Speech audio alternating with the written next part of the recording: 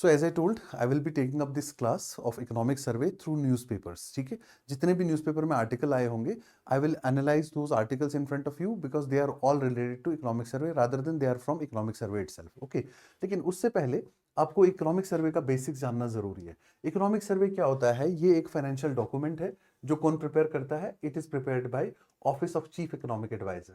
It is prepared by office of chief economic adviser under ministry of finance. Ministry of finance के under में chief economic adviser का office जो है ये prepare करता है। ठीक है, और कौन सा डिवीजन? मिनिस्ट्री के अंदर कई सारे डिविजन्स होते हैं, इसमें इकोनॉमिक डिवीजन है एक। ठीक है, there is one division called as economic division of ministry of finance जो इसको प्रिपेयर करता है। ठीक है, और ये इकोनॉमिक सर्वे क्या है? ये कॉम्प्रिहेंसिव एनुअल रिव्यू होता है किसी भी साल का। ठीक है, इकोनॉमिक परफॉर्मेंस पूरे साल कैसी रही है और आगे की एक हाईलाइट देता है कि आगे कैसे रहने वाली है। ठीक है, सो बेसिकली इकोनॉमिक सर्वे को कहा जाता है ये एक ब्रिज है बजट के। जो बजट जो है वो दवाई है, इकोनॉमिक सर्वे जो है वो प्रिस्क्रिप्शन है। ठीक है, economic survey basically is a bridge between economic diagnosis and final prescription, fiscal prescription in the form of budget। कि बजट में हमको क्या क्या चीजें करनी चाहिए, क्या क्या रिफॉर्म्स लाने चाहिए और वो रिफॉर्म्स सही है या गलत है, पीछे जो रिफॉर्म्स किए गए वो सही है या गलत है, ये सारा सिनेरियो इकोनॉमिक सर्वे में प्रेजेंट होता है। पास्ट ईयर की पूरी परफॉर्मेंस कैसी रही वो सारा। ठीक है, इसमें ओवरऑल ग्रोथ ट्रेजेक्टरी की बात करते हैं, sector wise performance agriculture, industry और सर्विसेज में कैसा रहा है उसकी बात होती है। ठीक है, इंफ्रास्ट्रक्चर, एम्प्लॉयमेंट, इन्वेस्टमेंट, ट्रेड, इसके जो ट्रेंड्स रहे हैं पास्ट ईयर में कैसा रहा है वो सब चीजें, फिजिकल और मॉनेटरी डेवलपमेंट्स सारी डिस्कस की जाती हैं। इमर्जिंग स्ट्रक्चरल शिफ्ट्स इकोनॉमी के अंदर क्या क्या शिफ्ट्स आ रहे हैं, क्या क्या मेजर चेंजेस आ रही हैं। ठीक है, और मीडियम टर्म आउटलुक जो 3 साल के लिए एक प्रायोरिटी बनाई जाती है कि मीडियम लॉन्ग टर्म होता है 7 साल से 7 साल या 7 साल से ज्यादा, मीडियम टर्म आउटलुक होता है 3 साल तक का एक आउटलुक बनाया जाता है कि मीडियम टर्म 3 साल में हम क्या क्या अचीव करने वाले हैं और कैसे कैसे पॉलिसीज जो है इसमें बनाई जानी चाहिए। ठीक है, सो ये बेसिकली एक डाटा बैक्ड नैरेटिव प्रेजेंट करती है कि इंडियन इकोनॉमी आज कहाँ स्टैंड कर रही है और आगे कहाँ जाने वाली है। ठीक है, तो ये कौन प्रिपेयर करता है मैंने आपको बताया, लेकिन ये पार्लियामेंट के सामने कौन पेश करता है? Finance minister. It is table in both the houses of parliament.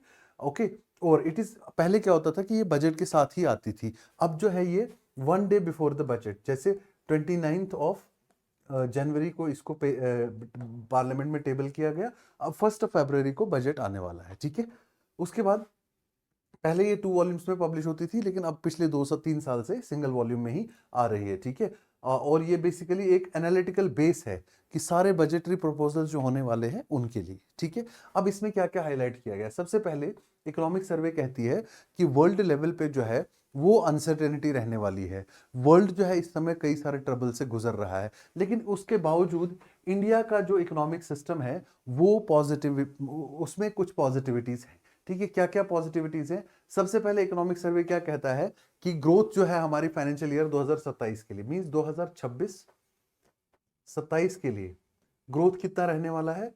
हमारा ग्रोथ जो रहने वाला है वो है 6.8% टू 7.2%। ठीक है, ये हमारे 2026-27 के फाइनेंशियल ईयर के लिए। अगर आपको याद हो कि मैंने आपको कुछ दिन पहले बताया था वर्ल्ड बैंक का एनालिसिस भी, इंटरनेशनल मॉनेटरी फंड का एनालिसिस भी और government of India ministry of statistics and programme implementation का एनालिसिस भी, ये सभी लोगों ने प्रिडिक्ट किया था कि इंडिया का इकोनॉमिक ग्रोथ जो है वो 7% के अराउंड रहने वाला है, रादर 7.2 7.4 रहने वाला है 2025-26 वाले फाइनेंशियल ईयर में, और 26-27 में थोड़ा सा स्लो डाउन आएगा 6.8 6.9। तो इकोनॉमिक सर्वे भी वही कहती है कि 6.8 टू 7.2% तक ग्रोथ जो है वो रहने वाला है। ठीक है, और जो फाइनेंशियल ईयर 2026-27 का है, 2026-27, 27-28, 28-29, इसका जो मिड टर्म लुक है, मिड टर्म जो आउटलुक है वो क्या कह रहे हैं कि ये ओवरऑल 6.5 से 7% के बीच में रहने वाला है। ठीक है, और ये कह रहा है कि ग्लोबल इकोनॉमी की जो है रिलेटिवली ग्रिम पिक्चर है। ठीक है, और इसने सिनेरियोज बताए हैं कि 3 डिफरेंट सिनेरियोज जो है वो हो सकते हैं 2026 में। पहला उसने कहा कि जो बेस्ट केस सिनेरियो है, जो बेस्ट पॉसिबल सिनेरियो है उसकी प्रोबेबिलिटी कितनी बताई है इसने? बेस्ट सिनेरियो की प्रोबेबिलिटी थोड़ी ज्यादा है, 40 to 45% चांसेस हैं कि यही वाला सिनेरियो मिले हमें, और ये बेस्ट सिनेरियो क्या होगा, इसमें क्या होगा कि जैसे 2025 में ग्लोबल इकोनॉमिक्स चला है, अनसर्टेनिटीज रही हैं वैसे ही रहेंगी, ठीक है, और बिजनेसेस जो है वो ग्लोबल कंडीशन जो है वो थोड़ी सी जो है अनस्टेबल तो रहेंगी पर इंटीग्रेटेड रहेंगी, लेकिन सिक्योरिटी थोड़ा कम हो जाएगी। और दूसरा ये कहा है कि जो भी फ्रिक्शंस चल रहे हैं इस समय ग्लोबल लेवल पे, यूएसए चाइना का जो ट्रेड वॉर है, ठीक है, रशिया यूक्रेन कॉन्फ्लिक्ट भी अनरिजॉल्व्ड है, इन सारी चीज़ों की वजह से अनसर्टेनिटीज तो रहेंगी और वॉलेटिलिटी भी रहेगी इकोनॉमिक्स के अंदर, ठीक है, लेकिन टोटल क्लैप्स जो है इकोनॉमिक्स का नहीं हो सकता, ठीक है। उसके बाद ये भी कहा कि छोटे छोटे शॉक्स जो हैं वो रहेंगे, सप्लाई शॉक, कभी एक तरफ से सप्लाई चेन डिसरप्शन होगा, कभी दूसरी तरफ से, कभी तीसरी तरफ से, लेकिन ओवरऑल ये कह रहा है कि गवर्नमेंट जैसे जैसे इंटरवीन करेगी तो हम इजीली 2026 के थ्रू 26 के साल में इकोनॉमिक सिचुएशंस के थ्रू सेल कर पाएंगे, ठीक है। This is best possible situation. दूसरा सिचुएशन उसने कहा है सिनेरियो 2, जिसमें क्या होगा, मल्टीपोलर ब्रेकडाउन होगा, मल्टीपोलर ब्रेकडाउन, ठीक है। दूसरा सिनेरियो क्या हो सकता है, मल्टीपोलर ब्रेकडाउन। इसका भी उसने कहा कि 40 से लेके 40 से 45% तक का चांसेस ये भी है, 40 to 45% chances are that there will be multipolar breakdown, जिसमें सिस्टमैटिक ब्रेकडाउन्स होंगे, सिस्टमिक ब्रेकडाउन्स होंगे अलग अलग कंट्रीज में, अलग अलग जगह पे। और रशिया यूक्रेन कॉन्फ्लिक्ट जो है अभी भी अनरिजॉल्व्ड है, तो इसकी वजह से जो है और भी ज्यादा अनसर्टेनिटीज जो है वो बढ़ सकती हैं। और जैसे सैंक्शंस यूएसए लगा रहा है डिफरेंट कंट्रीज पे, टैरिफ्स लगा रहा है, तो ये सैंक्शंस और ज्यादा बढ़ सकती हैं और इसकी वजह से सप्लाई चेन्स पूरी तरह से डिसरप्ट भी हो सकती हैं या रीअलाइन हो जाएंगी। जैसे India European union free trade agreement हुआ, इंडिया के और कंट्रीज के साथ भी फ्री ट्रेड एग्रीमेंट साइन हुए, तो ऐसे ही हर कंट्री जो है अपना अपना एक ट्रेड, अपना अपना एक सप्लाई चेन जो है सिक्योर करने की कोशिश करेगी, और जो मल्टीपल साइड से ब्रेकडाउन्स नजर आएंगे सप्लाई चेन्स में, ठीक है। और तीसरा इसने कहा है worst case scenario, the third one is worst scenario. उसका चांसेस तो कम बताया कि 10 से 20% चांसेस उस सिनेरियो के भी हैं, लेकिन अगर वो होता है तो इसमें ये कहा गया है इकोनॉमिक सर्वे में कि ये it will be worst then 2008 global financial crisis, जब लेमन ब्रदर्स बैंक का फेलियर हुआ था सब प्राइम लैंडिंग की वजह से यूएसए में, और उसकी वजह से जो फाइनेंशियल क्राइसिस पूरी तरह से स्प्रेड हुई थी across the globe, mostly European countries भी इफेक्टेड हुई थी, India was even safer than also, तो इंडिया के पास अब भी थोड़ा सा एक एज है। तो वर्स्ट केस में क्या होगा, systemic financial technological and geopolitical stresses जो हैं वो बढ़ जाएंगी, और कंट्रीज के बीच में जो फ्रिक्शंस है वो और ज्यादा बढ़ जाएंगे। और सबसे इमर्जिंग रिस्क जो है कि हम जो ज्यादा से ज्यादा इन्वेस्टमेंट कर रहे हैं किसमें, आर्टिफिशियल इंटेलिजेंस में या टेक्नोलॉजी ड्रिवन सिस्टम में, हो सकता है वो उतना रीपे ना करे जितनी हमें एक्सपेक्टेशन है, ठीक है। अगर क्योंकि इसकी सबसे ज्यादा डिपेंडेंस किस पे, कि अगर ये टाइमली एग्जीक्यूशन हो गए सारे इन्वेस्टमेंट्स का, और कस्टमर्स को अच्छा कंसंट्रेशन हम गैदर कर पाए, और उसके बाद लॉन्ग ड्यूरेशन कैपिटल कमिटमेंट्स हम फुलफिल कर पाए, तो ये सिनेरियो नहीं होगा। लेकिन टाइमलाइंस अटेन करना किसी भी बड़े प्रोजेक्ट में बड़ा डिफिकल्ट हो जाता है, तो इसकी वजह से क्या हो जाएगा, एआई इंफ्रास्ट्रक्चर जो है उसमें करेक्शंस, ऑटो करेक्शन आएंगी, ठीक है, उसमें काफी ज्यादा जो है रिस्क रहेंगे, और इस रिस्क की वजह से कंज्यूमर कभी भी जो है सिक्योर नहीं रहेगा, इन्वेस्टर भी सिक्योर नहीं रहेगा, तो इन्वेस्टमेंट मार्केट की तरफ ड्रॉ करना बहुत मुश्किल हो जाएगा, और इसी की वजह से पूरा ग्लोबल फाइनेंशियल क्राइसिस की तरह ही सिचुएशन क्रिएट हो सकती है, ठीक है। लेकिन ये वर्स्ट पॉसिबल सिनेरियो है जिसका 10 से 20% चांसेस ही है अगर ग्लोबल इकोनॉमी से सही से बिहेव करना शुरू नहीं किया। तो इस वक्त अब इंडिया के लिए क्यों ये बेटर पिक्चर प्रेडिक्ट कर रहे हैं, इंडिया के लिए ये बेटर पिक्चर इसलिए प्रेडिक्ट कर पा रहे हैं क्योंकि इंडिया में इस समय सबसे ज्यादा इंपॉर्टेंट जो चीज है वो है कि ग्रोथ जो है हमारा वो काफी अच्छा रहा है पास्ट में, ठीक है। हमारी पहले चीज जो है इन्वेस्टमेंट खूब सारा गवर्नमेंट ने इन्फ्यूज करा है इकोनॉमी में, खास करके कैपिटल इंटेंसिव सेक्टर में और लेबर इंटेंसिव सेक्टर में, और उसकी वजह से लेबर पार्टिसिपेशन भी बढ़ा है हमारी कंट्री में। और ये लेबर और कैपिटल ये दो इंपॉर्टेंट फैक्टर्स ऑफ प्रोडक्शन है जो इंडियन इकोनॉमी को थोड़ा सा सिक्योर करेंगे, ठीक है। उसके बाद ये भी कह रहे हैं कि हमारा जो थर्ड क्वार्टर का ग्रोथ रेट है वो 7% है, उसके बाद ओवरऑल एग्रीगेट ग्रोथ रेट हम 25-26 का 7.4% प्रेडिक्ट कर रहे हैं, ठीक है।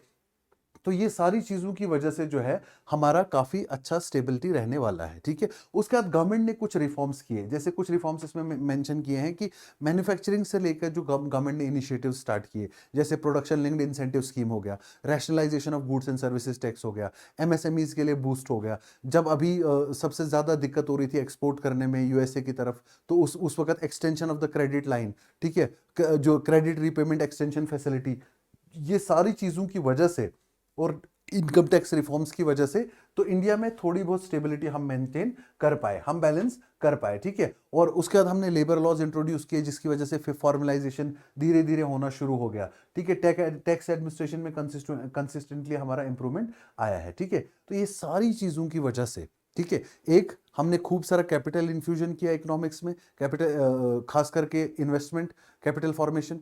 दूसरा, हमारा labour force participation, periodic labour force survey ने हमें शो किया कि काफ़ी ज़्यादा बढ़ गया। और तीसरा, गवर्नमेंट ने जो रिफॉर्म एक्सप्रेस जो इनिशिएटिव चलाए कि खूब सारे रिफॉर्म्स एक साथ किए, उसकी वजह से हम ये एक्सपेक्ट कर सकते हैं कि इंडियन इकोनॉमी के लिए थोड़ा बेटर आउटपुट्स हैं। लेकिन फिर भी थोड़े बहुत रिस्क हैं इंडियन इकोनॉमिक्स में।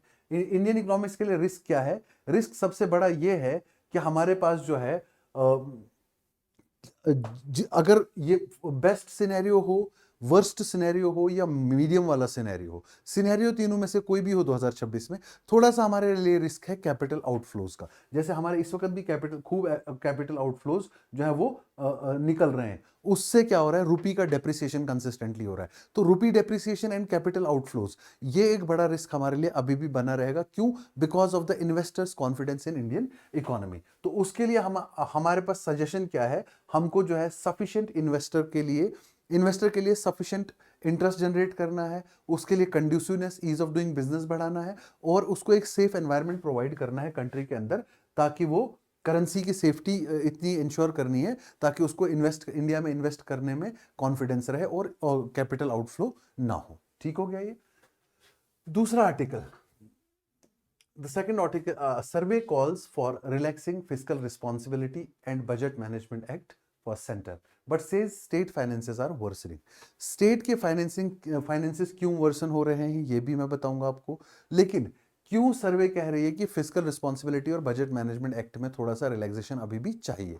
पहले तो ये समझो fiscal responsibility budget management act क्या है। उससे पहले ये समझो कि फिस्कल रिस्पॉन्सिबिलिटी क्या है। फिस्कल रिस्पॉन्सिबिलिटी क्या है? कि अपने फिस्कल सिस्टम, फिस्कल पोजीशन को जो है वो बेटर बनाए रखना, सस्टेनेबल बनाए रखना, ठीक है। What is fiscal system? Fiscal system is basically the system of allocation of resources, funds, budgetary allocations जिसको आप बोलते हो, ठीक है। याद रखना, हर कंट्री की इकोनॉमिक पॉलिसी के दो पहलू होते हैं, ठीक है। एक होता है fiscal policy which deals with the fisc, which deals with the budget allocation of resources। एक होता है monetary policy which deals with money supply, ठीक है। तो ये मनी सप्लाई को नहीं डील करता, ये जो fiscal responsibility, it deals with allocation of resources. हमको एक्सपेंडिचर करना है तो कहाँ करना है, अगर कट करना है तो कहाँ से कट करना है, डेफिसिट्स कैसे मेंटेन करने हैं, फिस्कल डेफिसिट कितना, रेवेन्यू डेफिसिट कितना, ये सारी चीजें फिस्कल रिस्पॉन्सिबिलिटी का पार्ट है। इसको एक डिसिप्लिन करने के लिए हमने एक एक्ट पास किया 2003 में, that is called fiscal responsibility and budget management act. It is a part of fiscal discipline, कि हमको कैसे फिस्कल डिसिप्लिन मेंटेन करना है सेंट्रल और स्टेट गवर्नमेंट्स में, ठीक है। अब इस एक्ट में 2003 के बाद कई दफा अमेंडमेंट्स हुए, 2004 में, 12 में, 15 में, 18 में, ठीक है। इस एक्ट ने गवर्नमेंट के लिए टारगेट्स रखे कि आपको अगर डेट है तो कितना डेट आपको इनकर कर सकते हो, फिस्कल डेफिसिट कितना मेंटेन करना है। सबसे पहला जो टारगेट इसका था, वो टारगेट था कि आपको फिस्कल डेफिसिट जो है अपना फिस्कल डेफिसिट कितना करना है, फिस्कल डेफिसिट आपको कितना रिड्यूस करना है, you have to bring it down to 3%। But ये टारगेट था बाय 2005, ठीक है, लेटर 2008, ठीक है, और अब बाद में latest it was up to 2018। हम सिर्फ एक बार 3% से नीचे फिस्कल डेफिसिट को ले पाए, लेकिन उसके बाद कोविड जब हुआ 2019 में, तो हमारा फिस्कल डेफिसिट अप्रोक्सीमेटली हमारा जो है 9.2% चला गया था 2020-21 में, ठीक है। 9.2% was our fiscal deficit। But इसका ये मतलब नहीं है गवर्नमेंट ने इररिस्पॉन्सिबली बिहेव किया। इसका ये मतलब है कोविड इंड्यूस्ड स्लो डाउन हुआ, तो गवर्नमेंट को एक्सेसिव बोरोइंग करनी पड़ी डेवलपमेंटल एक्सपेंडिचर करने के लिए, ताकि ग्रोथ को वापस पिकअप करा सके। ठीक हो गया।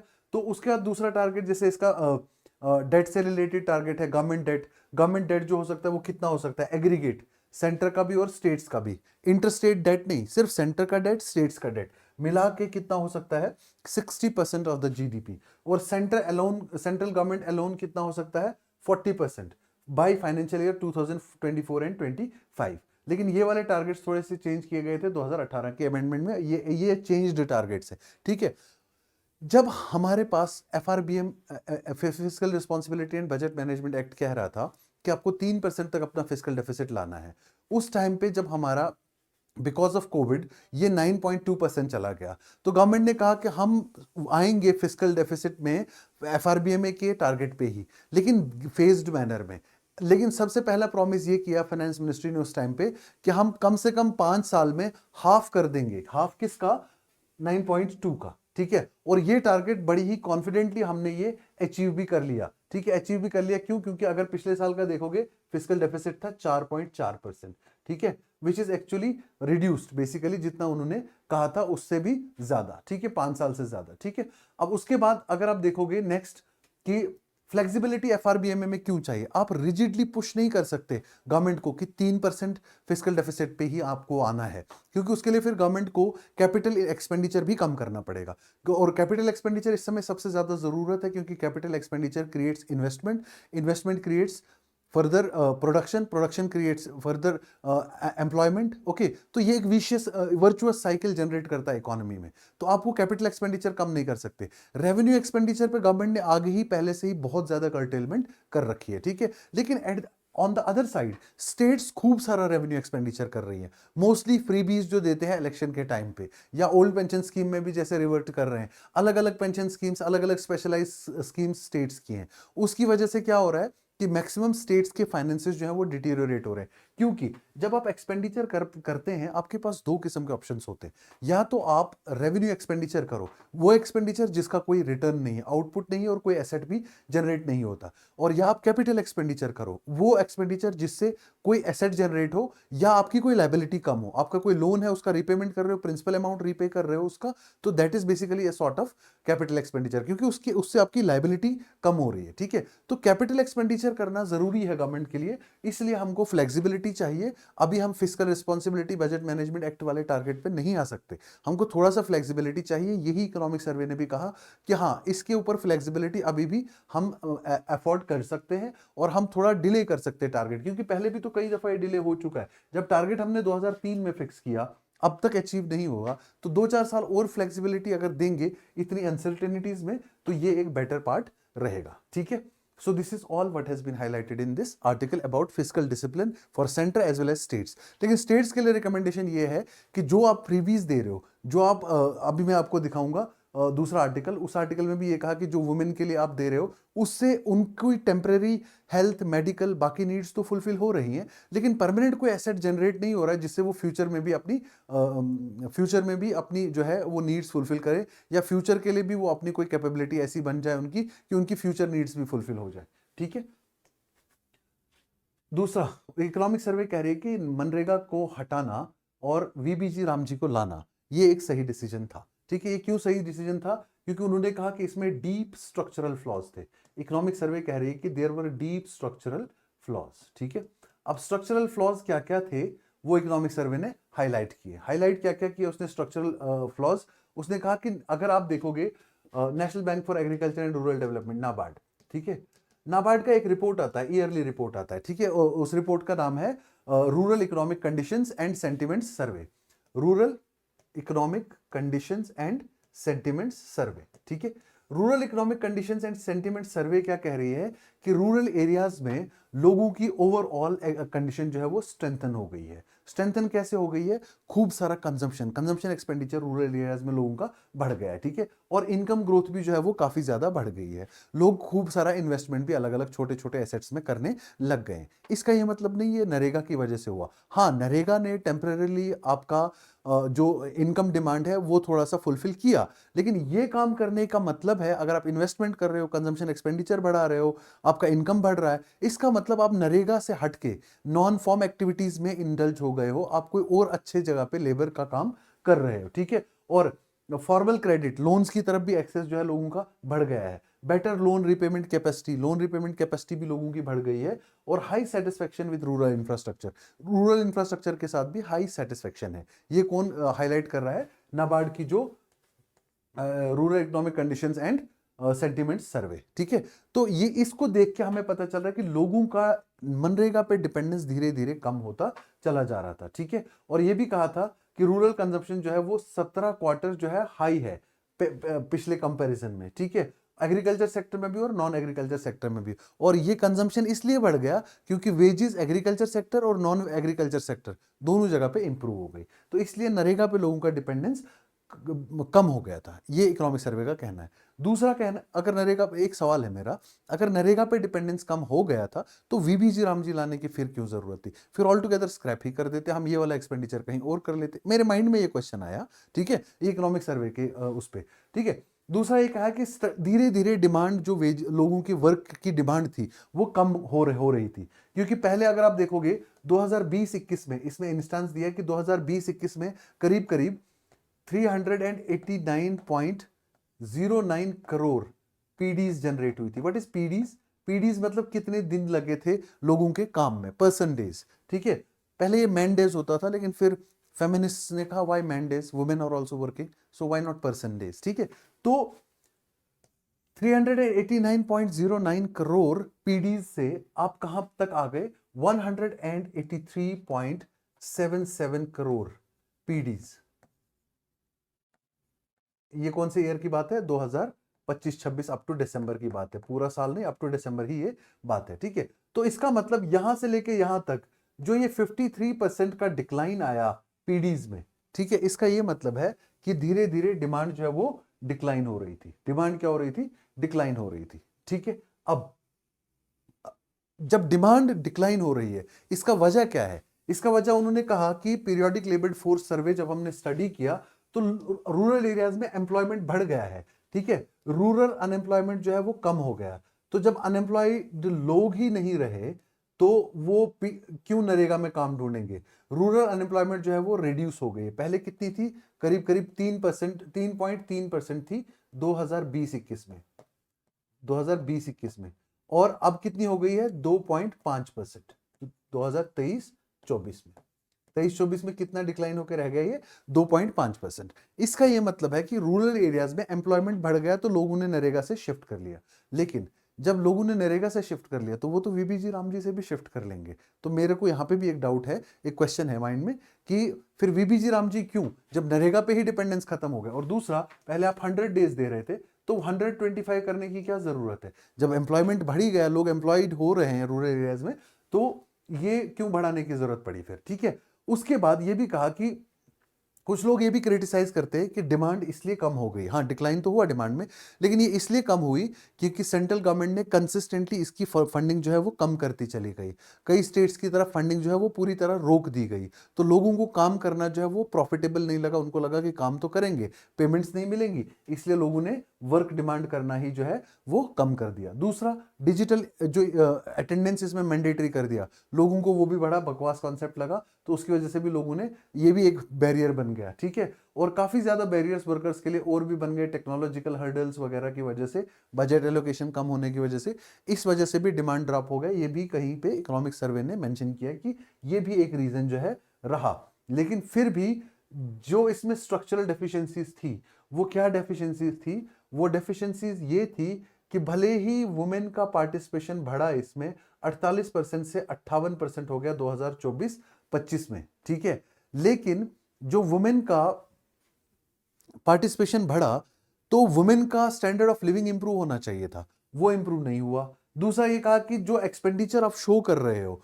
और जो actual physical on ground progress है उसमें काफी ज्यादा मिसमैच है, और कई जगह पे वर्क एग्जीक्यूट हुए ही नहीं, पेमेंट्स विड्रॉ हो गई, ये भी एक बहुत बड़ा मिसमैच था। ठीक है, उसके बाद लेबर इंटेंसिव टास्क जो आपको लोगों से कराने थे, आपने वो मशीन से करा के 10 दिन में काम खत्म किया और 100 दिन की पेमेंट लेना शुरू कर दिया। मुझे नहीं पता हम वीबीजी रामजी में ये चीज कैसे रोकेंगे, लेकिन मनरेगा में ये चीज सच में थी। ठीक है, उसके बाद कई जगह पे मिस अप्रोप्रिएशन ऑफ फंड्स भी पाया गया। ठीक है, ओवर द टाइम। ठीक है, जो हाउस होल्ड्स के लिए 100 डेज के लिए जो पैसा जाता था उनको 10 दिन का काम करने के लिए कुछ पैसा दे दिया जाता था, रिमेनिंग पैसा कहाँ गया इसकी कोई अकाउंटेबिलिटी नहीं थी। इसलिए कई सारे हाउस होल्ड्स का ये पाया गया कि कोई भी 100 डेज कंप्लीट नहीं कर रहा है, ठीक है। जस्ट 8-9% लोग ही सिर्फ 100 डेज काम कंप्लीट कर रहे थे 100 डेज का, ठीक है। तो इसलिए इकोनॉमिक सर्वे कहती है कि मनरेगा को हटाया गया और वीबीजी राम जी को लाया गया, वो सही है, ठीक है। अच्छा, इंटरेस्टिंग पॉइंट ये है कि मनरेगा को हटाया गया, ये इकोनॉमिक सर्वे ने बहुत कैटेगोरिकली मेंशन किया है, लेकिन वीबीजी राम जी को लाया गया, ये इकोनॉमिक सर्वे ने उतनी थ्रस्ट के साथ नहीं कहा है, ठीक है। तो प्लीज नोट इट डाउन, ठीक। अब gig workers face income volatility, ये तो मैं पहले भी बहुत दफा डिस्कस कर चुका हूं और इकोनॉमिक सर्वे में भी वही चीज जो न्यूज़पेपर में रेगुलरली डिस्कस हो रही थी कि गिग वर्कर्स मींस जो प्लेटफॉर्म वर्कर्स है। पहले गिग वर्कर्स का एक मैंने बेसिक डेफिनेशन भी आपको समझाया था पहले भी, आज भी समझा देता हूं। गिग इकोनॉमी क्या होती है? वर्ल्ड इकोनॉमिक फोरम ने गिग इकोनॉमी का डेफिनेशन दिया कि ये वो इकोनॉमी है जहां पे लेबर्स काम तो करते हैं, लेकिन इंडिविजुअल और कंपनी का कभी हो सकता है इंटरफेस ना हो, मुलाकात ना हो, तो वो डिजिटल प्लेटफॉर्म से ही काम पकड़ते हैं, काम पकड़ के पेमेंट भी ले लेते हैं और शॉर्ट टर्म बेसिस पे, पेमेंट बाय टास्क बेसिस पे काम करके खत्म करते हैं, ठीक है। So it is an economy which survives on the concept of payment by task. Okay, centre of the gig economy is payment by task. Task assign किया, फूड डिलीवरी करना है, डिलीवर कर लिया आपने और आप फिनिश, आपका काम खत्म, ठीक है। उसके बाद दूसरा चीज जो है इसमें, लेबर जो है वो क्या करती है, इंडिविजुअल्स और कंपनीज को कनेक्ट करती है। कंपनीज को कनेक्ट, अच्छा, कंपनी के साथ भी इंडिविजुअल खुद कनेक्ट नहीं होता, थ्रू ए प्लेटफॉर्म होता है, ठीक है। तो प्लेटफॉर्म वर्कर्स भी इनको कहते हैं, जैसे Zomato. Non platform gig economy भी एग्जिस्ट करती है, ऐसा नहीं है कि सिर्फ प्लेटफॉर्म गिग इकोनॉमी ही एग्जिस्ट करती है, नॉन प्लेटफॉर्म गिग इकोनॉमी भी एग्जिस्ट करती है, लेकिन मोस्टली प्लेटफॉर्म वर्कर्स ही गिग इकोनॉमी में आज की डेट में को। अब इंडिया में जो अभी लेबर कोड्स है उनमें एक कोड है, कोड ऑन सोशल सिक्योरिटी। ये गिग वर्कर का डेफिनेशन बताता है कि ये वो वर्कर होता है जो वर्क में पार्टिसिपेट करता है, वर्क में पार्टिसिपेट करता है और वहां से अर्न भी करता है, लेकिन कभी भी वहां पे एम्प्लॉयर एम्प्लॉय रिलेशनशिप जो है वो सेटअप नहीं होता। एम्प्लॉयर मींस जो एम्प्लॉय करेगा और एम्प्लॉय मींस जो काम करेगा। तो जो एम्प्लॉयर को जॉब देने वाला है और जो जॉब लेने वाला है, इनके बीच में डायरेक्ट कभी हो सकता है कांटेक्ट भी ना हो, ऐसी अरेंजमेंट है ये वर्क की, गिग वर्क, ठीक है। अब गिग वर्कर का डेफिनेशन तो दे दिया कोड ऑन सोशल सिक्योरिटी ने, लेकिन उनकी इनकम के बारे में, उनकी जो जितने डेली रिस्क वो सफर करते हैं वो नहीं बताया। पीरियोडिक लेबर फोर्स सर्वे कहता है कि अनएम्प्लॉयमेंट में ओवरऑल पैन इंडिया लेवल पे जो है वो फॉल है, ठीक है, फॉल है, लेकिन जो फाइनेंशियल इंक्लूजन गिग वर्कर्स के लिए चाहिए था वो उनके पास नहीं है। Financial inclusion mean social security network में, बैंकिंग सेक्टर में, एक्सेस टू क्रेडिट, ये सारी चीजें उनके पास होनी चाहिए थी, तो ये सारी चीजें नहीं है, ठीक है। अब ये सारी चीजें नहीं है, लेकिन उसके बावजूद भी कुछ इंपॉर्टेंट मेजर्स है, जैसे डीरेगुलेशन हो गया, जीएसटी 2.0 हो गया, लेबर रिफॉर्म्स हो गया, या लेबर फोर्स पार्टिसिपेशन की इंक्रीज हो गया, या एम्प्लॉयमेंट ग्रोथ हो गया अक्रॉस द इंडस्ट्री। ये तो बहुत अच्छी चीजें हैं, लेकिन इसके बावजूद भी एक गिग वर्कर की एवरेज इनकम 15,000 पर मंथ से ज्यादा नहीं हो पाती। इसका मतलब इनकम वॉलेटिलिटी अभी भी गिग वर्कर्स में जो है वो है। 40% गिग वर्कर्स जो हैं उनकी इनकम इतनी भी नहीं हो पाती, 40% गिग वर्कर्स की इनकम इतनी भी नहीं हो पाती, ठीक हो गया। ये एक चीज है। दूसरा ये बताया गया है कि अगर आप देखोगे 2020-21 में गिग वर्कर्स कितने थे, सिर्फ 77 लाख। अगर आप देखोगे 2024-25 में, अब तो 1 करोड़ से भी ज्यादा हो गए, ठीक है। 2024-25 में अगर आप देखोगे तो वो कितने हो गए, 1.2 करोड़, 1.2 करोड़, और it is estimated to cross 2.5-2.7 crore. Okay, तो ये गिग वर्कर्स तो कंटिन्यूअसली बढ़ रहे हैं, लेकिन फाइनेंशियल इंक्लूजन नहीं है, इकोनॉमिक सिक्योरिटी नहीं है, क्रेडिट एक्सेस नहीं है, तो ये सारी चीजें जो है गिग वर्कर्स के लिए जो है प्रॉब्लमेटिक है, ठीक है। गिग वर्कर्स अगर समझना हो तो जो फ्रीलांसर्स होते हैं ना, यूजुअली फ्रीलांसर्स भी गिग वर्कर्स की कैटेगरी में फॉल करते हैं। अब फ्रीलांसर्स जरूरी नहीं किसी प्लेटफॉर्म पे ही काम करते हैं, वो अपनी सर्विसेज कॉन्ट्रैक्ट बेसिस पे भी डिलीवर करते हैं, ठीक हो गया। तो ये हो गया गिग वर्कर्स के लिए, ठीक। इसके बाद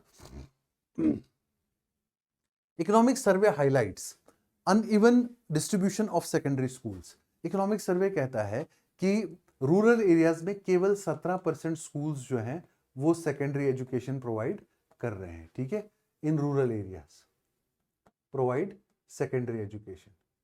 और अर्बन एरियाज में अगर आप देखोगे तो ये नंबर डबल से भी ज्यादा है, 38% schools in urban areas are providing secondary education।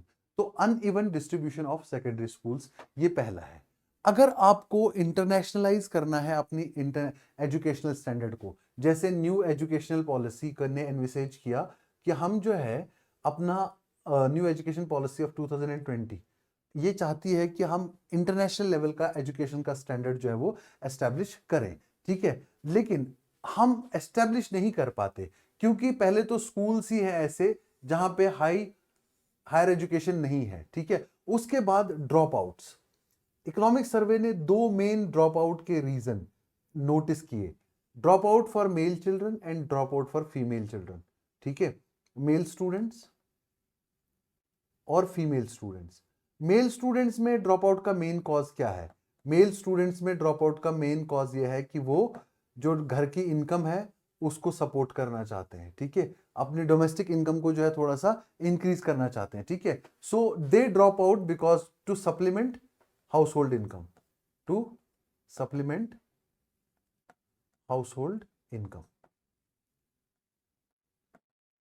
और फीमेल चिल्ड्रन क्यों ड्रॉप आउट हो जाते हैं? फीमेल चिल्ड्रन ड्रॉप आउट हो जाते हैं for domestic and care work, domestic and care work. तो इस समय सबसे ज्यादा जरूरत यह है कि सेकेंडरी लेवल पे, सेकेंडरी एजुकेशन लेवल पे जो ड्रॉप आउट्स हो जा रहे हैं वो बहुत ही ज्यादा इंपॉर्टेंट है, उनको प्रोटेक्ट करना, उनको क्या करना? प्रोटेक्ट करना, ठीक है। स्कूलिंग, ओपन स्कूलिंग करने के लिए गवर्नमेंट ने अभी विकसित भारत शिक्षा अधिष्ठान बिल भी इंट्रोड्यूस किया पार्लियामेंट में, ठीक है। तो ये जो रेगुलेशंस हैं, रेगुलेशंस को थोड़ा सा यूनिफॉर्म करने के लिए, ठीक है। तो इंटरनेशनलाइजेशन के लिए अगर आपको स्कूल में क्या करना है, स्कूल आपको इंक्लूसिव ग्रोथ इंश्योर करना पड़ेगा, ठीक है। हालांकि इंडिया में बहुत ही अच्छा इस समय इंफ्रास्ट्रक्चर है। इकोनॉमिक सर्वे ने नोट किया 23 आईआईटीज हैं, 21 आईआईएम्स हैं और 20 एम्स है, all India institute of medical sciences. International IIT campuses भी हैं हमारे जंजीबार, तंजीनिया में और अबू धाबी में, ठीक है। लेकिन इसके बावजूद भी हमारा एनरोलमेंट रेट जो है वो कम है। सेकेंडरी एज पे जब हम देखेंगे एनरोलमेंट रेट कितना रह जाता है? सिर्फ 52%, ठीक है। हालांकि प्राइमरी एजेस पे हमारा एनरोलमेंट रेट थोड़ा ज्यादा है, ठीक है। अब न्यू एजुकेशन पॉलिसी जो है वो चाहती है कि मीन ईयर्स ऑफ स्कूलिंग, हर बच्चा जो एटलीस्ट स्कूल जाए, मीन ईयर्स ऑफ स्कूलिंग वो अबव 15 ईयर्स हो, ठीक है। मीन ईयर्स ऑफ स्कूलिंग को बढ़ाए कहां तक लेके जाए? 15 ईयर्स तक।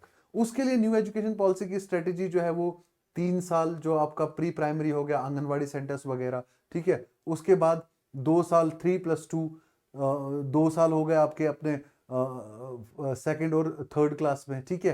तो 3 और 2 हो गया 5, ठीक है। 5 प्लस 3 ईयर्स आपके मिडिल स्कूल के हो गए, ठीक है, प्लस 3 ईयर्स आपके सीनियर सेकेंडरी स्कूल के हो गए और प्लस 4 ईयर्स आपके हायर एजुकेशन के हो गए। तो ये वाले तरीके से हम चाहते हैं कि हमारा मीन ईयर्स ऑफ स्कूलिंग कितना हो जाए? कम से कम 15 साल तक हो जाए। लेकिन ये सब करने के लिए हमको क्या करना पड़ेगा? हमको जो है ज्यादा से ज्यादा लोगों का पहले इनकम बढ़ाना पड़ेगा ताकि हाउस होल्ड इनकम को सप्लीमेंट करने के लिए मेल स्टूडेंट्स का ड्रॉप आउट ना हो।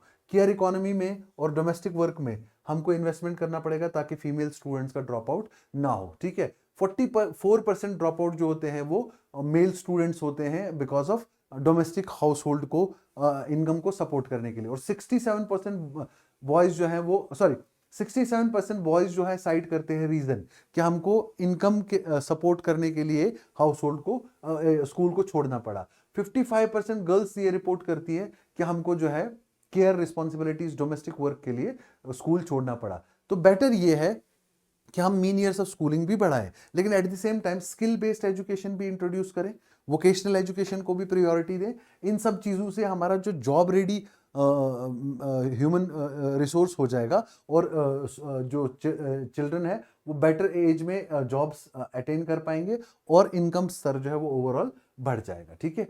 पीरियोडिक लेबर फोर्स सर्वे ने एक और चीज दिखाई है कि सिर्फ 0.97% एडोलेसेंट्स जो हैं वो उन्होंने प्रॉपर सिचुएशनल स्किलिंग अटेन की है, ठीक है। और 91.94 विच इज अप्रोक्सीमेटली 92% बच्चे ऐसे हैं जिन्होंने कभी भी स्किलिंग स्किलिंग से रिलेटेड कोई भी लेसन अचीव ही नहीं किया। So these are the gaps highlighted in education. जब एजुकेशन रिफॉर्म्स पे आप आंसर लिखोगे, ये इकोनॉमिक सर्वे के पॉइंट्स लिखोगे, बताओ इससे बेहतर किसी और का आंसर हो जाएगा? या फिर इंटरव्यू में जब बात करोगे, ये सारी चीजें कोट करोगे, तो इससे बेहतर क्या आंसर होता है फिर? ठीक हो गया कि नहीं?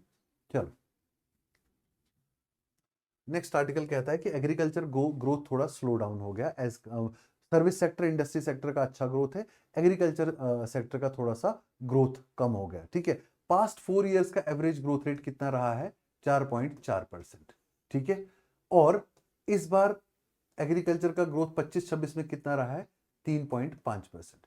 ग्रोथ अब भी हुआ है, लेकिन ग्रोथ रेट थोड़ा कम हुआ है। ठीक है, अब ये ग्रोथ रेट कम जो हुआ है वो नेशनल एवरेज, वो एवरेज से थोड़ा सा कम है। ठीक है, ओवरऑल अगर आप देखोगे 2015-16 से लेके 2024-25 तक, ये वाले दशक में एवरेज ग्रोथ जो है वो कितना रहा है?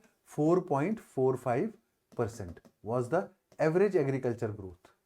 एग्रीकल्चर एवरेज इतने पे ग्रो कर रहा है, लेकिन अभी जो है ये कम हो गया है। ठीक है, अब इसमें भी कौन सा एग्रीकल्चर, एग्रीकल्चर का मतलब सिंपल ओनली क्रॉप सेक्टर नहीं है, agriculture and allied sector. Allied sector में सबसे ज्यादा फिशिंग एंड एक्वाकल्चर, सबसे ज्यादा बेटर परफॉर्मेंस एग्रीकल्चर सेक्टर की यहां से आई है, फिशिंग एंड एक्वाकल्चर से। ठीक है, सेकंड नंबर पे परफॉर्मेंस किससे आई है? लाइव स्टॉक से, लाइव स्टॉक से। और सबसे कम परफॉर्मेंस किससे आई है? क्रॉप सेक्टर से।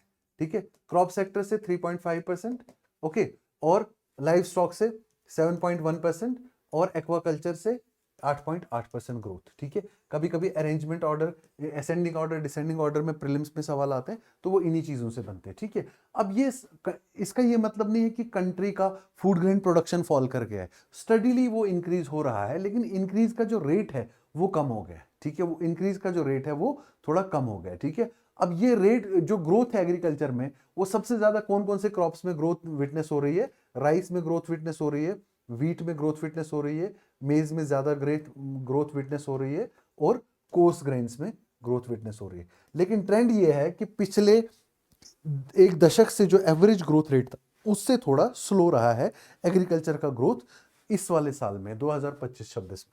ठीक हो गया? सर्वे ने एक और कंसर्न रेज किया है, unconditional cash transfer. Unconditional cash transfer जो ये वुमेन के लिए, बाकी चीजों के लिए, अब 5 स्टेट्स आगे इलेक्शन के लिए जा रही हैं। ठीक है, कौन कौन सी हो गई? वेस्ट बंगाल, तमिलनाडु, केरला, असम और Puducherry. Puducherry is basically union territory with legislature. ठीक है, ये सारी स्टेट जो हैं इनमें इलेक्शंस होने जा रहे हैं। इलेक्शन के टाइम में यूजुअली स्टेट गवर्नमेंट्स क्या करती हैं? फ्रीबीज अनाउंस करती है, और मोस्टली जो वुमेन के लिए वो बहुत ही ज्यादा कॉमन हो गया है।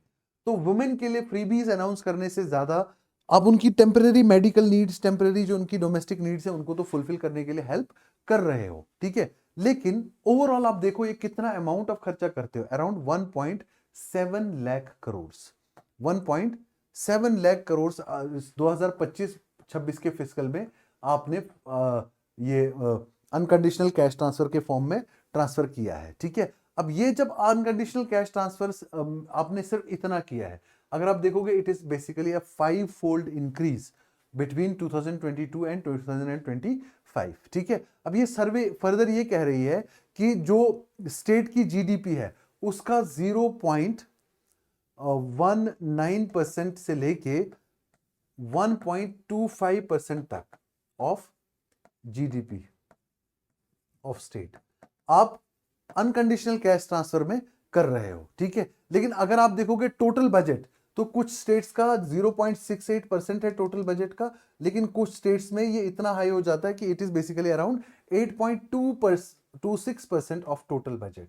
तो बजट का इतना बड़ा साइज आप फ्रीबीज में दे रहे हो, यूनिलेटरल कैश में दे रहे हो। ठीक है, तो यूनिलेटरल अनकंडीशनल कैश ट्रांसफर में दे रहे हो, इसकी सस्टेनेबिलिटी नहीं है। इससे कंटिन्यूअसली रेवेन्यू एक्सपेंडिचर जो है स्टेट्स का बढ़ता चला जाएगा। इससे कंटिन्यूअसली क्या होगा? स्टेट्स का रेवेन्यू एक्सपेंडिचर बढ़ता चला जाएगा, और रेवेन्यू एक्सपेंडिचर जो है वो स्टेट्स का टोटल एक्सपेंडिचर का 84% जो है वो सिर्फ रेवेन्यू एक्सपेंडिचर में बचता है, जाता है। बाकी 16% आपको बचा है कैपिटल एक्सपेंडिचर करने के लिए। अब उसमें आप लोन का प्रिंसिपल अमाउंट पे करोगे या इंफ्रास्ट्रक्चर बनाओगे, आप क्या करोगे, ठीक है। इसलिए ये कहा गया है कि हालांकि ये थोड़ा कम हुआ है आज की डेट में, 2023-24 में, 23-24 के एस्टिमेट के हिसाब से इतना रेवेन्यू एक्सपेंडिचर था, लेकिन पहले इससे भी ज्यादा था। 2018-19 में थोड़ा इससे भी ज्यादा था। वो था कितना, 86% of the total expenditure was revenue expenditure. तो इसकी वजह से जो है ये थोड़ा सा दिक्कत है स्टेट्स के साथ। लेकिन ये जो रेवेन्यू एक्सपेंडिचर है ये मोस्टली कहां पे जा रहा है, आप जो है मोस्टली अनप्रोडक्टिव एक्सपेंडिचर में खर्चा कर रहे हो, ठीक है। अब इससे एक ट्रेड ऑफ हो जाता है। ट्रेड ऑफ किस किस चीज का हो जाता है, ट्रेड ऑफ हो जाता है कि आप जब रिसोर्सेज एक्स्ट्रा ड्रेन करते हो, आपको वोट तो मिल जाते हैं, लेकिन आपका फिस्कल डिसिप्लिन जो है वो बिगड़ जाता है, ठीक है। अगर आप फिस्कल डिसिप्लिन मेंटेन नहीं करोगे तो आपके पास डेफिसिट्स हो जाएंगे, ठीक है। अब डेफिसिट जो है उसकी वजह से आपका कंसिस्टेंटली फाइनेंशियल हेल्थ जो है वो डिटेरियोरेट हो जाएगा, ठीक है। तो ऐसे प्रोग्राम्स, ऐसी स्कीम्स जो आप इनिशिएट करते हो, कम से कम उनमें सनसेट क्लॉज तो रखो कि ये कब तक के लिए स्कीम वैलिड है।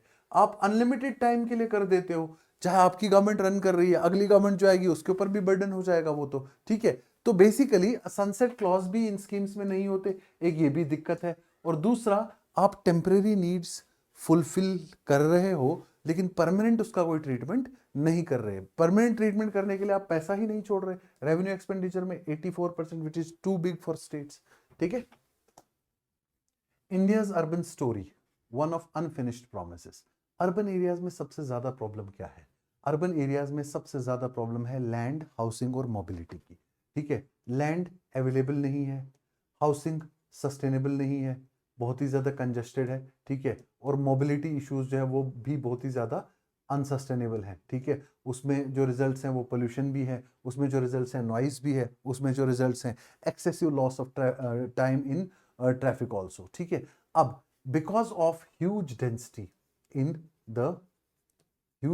इन द अर्बन एरियाज, ठीक है, तो बहुत कम स्कोप रह जाता है कि आप कहां पे लैंड रिसाइकलिंग करोगे, कैसे अफोर्डेबल हाउसिंग बनाओगे, कैसे ये सब चीजें करोगे, ठीक है। वेस्ट मैनेजमेंट कैसे करोगे, सैनिटेशन बेटर कैसे प्रोवाइड करोगे, वाटर सर्विसेज कैसे प्रोवाइड करोगे, ठीक है। हालांकि बहुत ज्यादा एक्सपेंड भी आपने ये किया, लेकिन अभी ये रिलायबल उतनी ज्यादा नहीं है और एफिशिएंसी से काफी ज्यादा दूर है, ठीक है। अब इस सब में सबसे ज्यादा बड़ा इशू क्या है, एक इंस्टीट्यूशनल इशू है जो हाईलाइट किया है इस समय इकोनॉमिक सर्वे में, which I actually liked the most. एक इंस्टीट्यूशनल इशू है। इंस्टीट्यूशनल इशू ये है कि सिटीज का जो गवर्नेंस स्ट्रक्चर है वो फ्रेगमेंटेड है। तो फ्रेगमेंटेड मेट्रोपॉलिटन गवर्नेंस, कुछ चीजें किसी के हाथ में है, कुछ चीजें सेंटर के हाथ में है, कुछ चीजें स्टेट्स के हाथ में है।